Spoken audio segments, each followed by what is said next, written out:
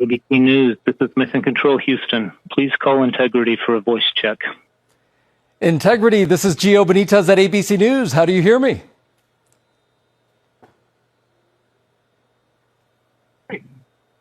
Outstanding. We have you loud and clear. How about us? I hear you loud and clear, and I truly cannot believe it. You are quite literally on the way to the moon right now and still speaking with us. Tell me, how do you feel? What's going through your mind? I mean, this must be so incredible because have you allowed the weight of the moment to really fit in here? Have you allowed that to happen?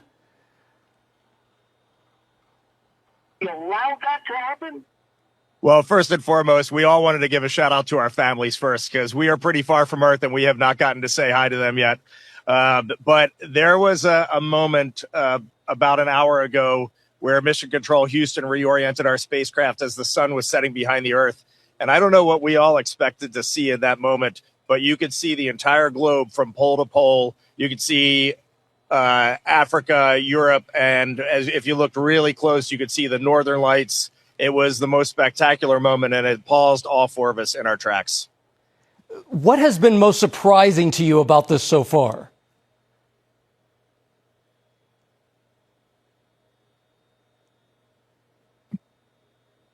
Well, I think probably one of the things that surprised all of us is when those solid rocket boosters actually lit and we left the pad. It was just a moment of disbelief. And yeah, the fact that we launched, it just totally takes you by surprise, even though you're expecting it, at least for me anyway.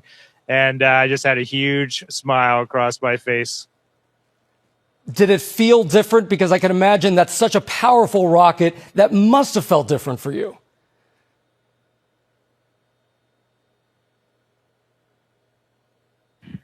One of the biggest surprises was how smooth riding those solids was. We all expected a really just dynamic ride, a lot of motion. We were prepared to potentially not being able to see telemetry, to maybe even not being able to, touch switches. And it was very smooth. It was a definite difference when they separated and we were just on the main engines, but just a steady rumble and a great ride.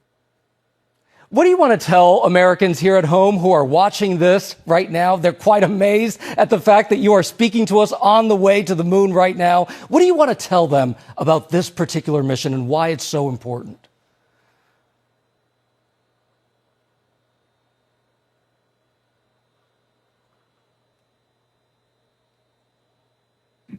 First and foremost, I would just like to say thank you.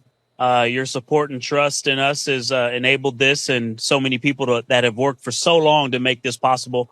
But also, we're just getting started. We've worked really hard, and even though we were a little surprised to actually launch yesterday, we have a lot of mission left ahead of us. And so I really want to tell them, stay tuned and keep tabs on what's going on. NASA's doing a great job of communicating all the things to come.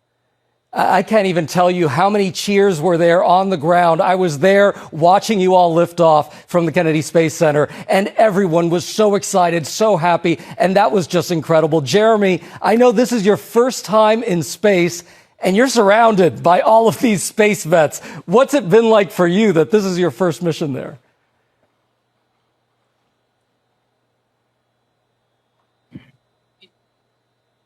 There has been a tremendous amount of disbelief for me. It's just so extraordinary.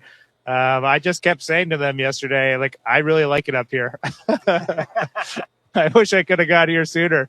It's just such a tremendous place to be. The views are extraordinary. It's really fun to be floating around, and it just makes me feel like a little kid.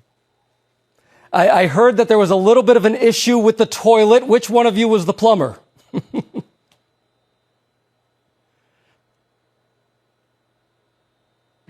I'll take that one. I'm the space plumber. I'm proud to call myself the space plumber.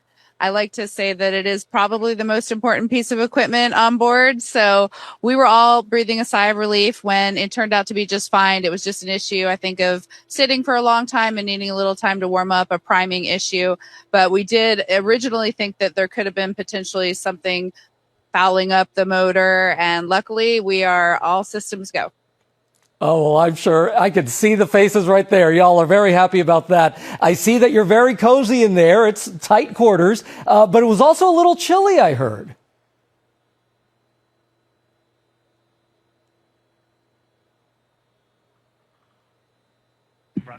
It is quite cold, and yeah, we're wishing we had the lower temperature sleeping bags with us. But right before this PAO event started, I pulled my knit cap off, and I'm ready to put it back on.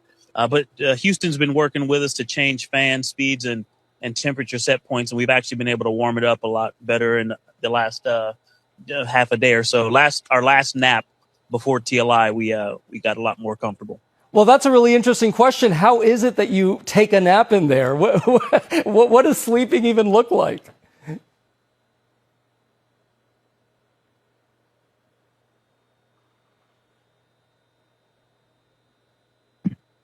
Well, let's see. So we've been off the planet for about 30 hours now, and we've had 2 very short naps. We actually just gathered for our first meal together in space. That is how busy we have been the last day and a half. It has been really an amazing beginning flight plan, but sleeping here is it's actually sort of comical. Christina has been sleeping heads down in the middle of the vehicle, kind of like a bat suspended from our docking tunnel.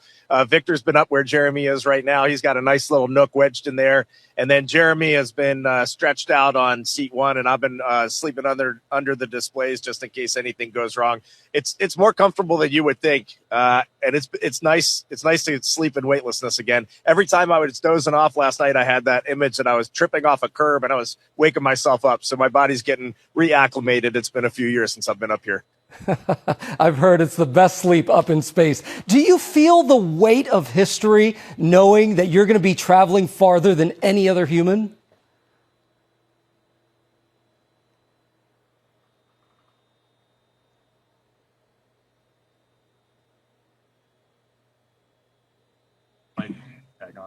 You know, it's a remarkable thing. You would think it would be weighty, but we just feel like we're lifted up by the team that supports us, and you just sort of execute the plan. A lot of people telling us how to work this and manage this vehicle, and a lot of great training, and you just kind of go step by step, which I think is pretty remarkable what this team can do, and it really highlights their excellence.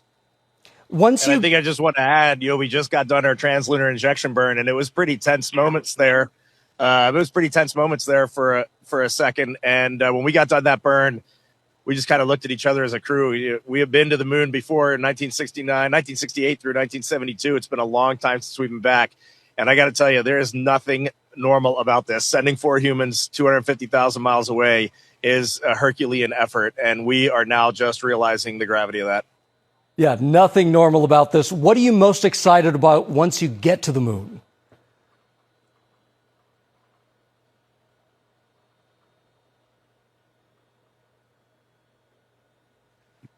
Having just experienced incredible views of planet Earth and seeing the entire planet out the window in one pane, knowing that we're about to have some similar views of the moon in that same way is definitely getting me more excited for it. I knew that is what we would see, but there's nothing that prepares you for the breathtaking aspect of seeing your home planet both lit up bright as day and also the moon glow on it at night with the beautiful beam of the sunset, and knowing that we're going to get similar views of the moon. I'm really excited for that. And then of course, heading home. Right now we're in our cruise phase outbound, but we'll be turning our sights back on our home planet shortly. Shorter, probably. It's going to fly by, but we're just excited for both of those milestones.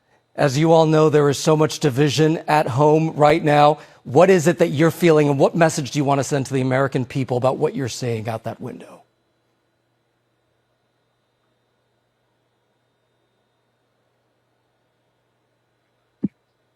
Well, the first thing I would say is trust us. You look amazing. You look beautiful. And from up here, you also look like one thing. Homo sapiens is all of us, no matter where you're from or what you look like. We're all one people. And so, this mission, one of the things that's amazing about being around and just being an astronaut, serving our countries at this time is that we get to give ourselves a mission that we can hold on to say, hey, look at what we did for for the rest of our lives. You know, we call amazing things that humans do moonshots for a reason, because this brought us together and showed us what we can do when we put, not just putting our differences aside, when we bring our differences together and use all the strengths to accomplish something great. And so this mission will give us one of those that we all can remember and hold on to for the rest of our days. And I hope people will tune in and give us a chance. Integrity, what an honor to speak with you. Thank you so much.